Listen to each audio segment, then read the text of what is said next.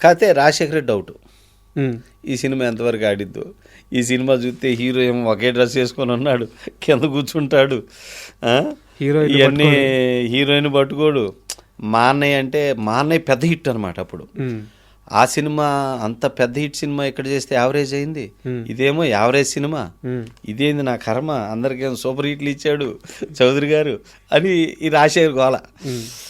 అయితే కాతే ఇక కానీ డైరెక్టర్ చెప్పింది వింటాడు రాజశేఖర్.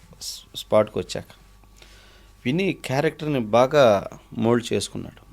మోల్డ్ చేసుకుంటే నేను అక్కడికి ఎమోషన్లో రాజశేఖర్ మీద ఏ యాంగిల్ వర్కౌట్ అవుతుంది అనేది మైండ్లో పెట్టుకొని ఎప్పుడు రాజశేఖర్ గారి మీద యాక్షన్ ఫ్యామిలీ డ్రామా వర్కౌట్ అవుతాయి. అతని హిట్ సినిమాలు అన్నీ తీసుకోండి, ఒక అంకుశం కానీ, ఒక ఆగ్రహం కానీ, ఒక మన ఆయన చేసిన మగాడు కానీ, నేను చేసిన సింహరాశి కానీ, ఎవడైతే నాకేంటి కానీ, ఇవన్నీ కూడా emotion drama, emotional family drama. ఇక ఏ యాంగిల్కి అయినా కొట్టేస్తాయి. సేమ్ బాలయ్య కూడా అంతే, బాలకృష్ణ గారి ట్రాక్ కూడా అంతే. సో అట్లాగా సెలెక్ట్ చేసుకొని ఎక్కడికక్కడ డైలాగులు తీస్తే ఎక్కడికక్కడ ఎమోషన్ లేపుతూ అసలు ఫస్ట్ సినిమాకే నువ్వా నేనా, నా డైరెక్షనా నీ హీరోయిజమా, ఆ లెవెల్లో సినిమాని తీశానండి. సినిమా తీసారు కరెక్ట్, సింహరాశి తీసారు కరెక్టే.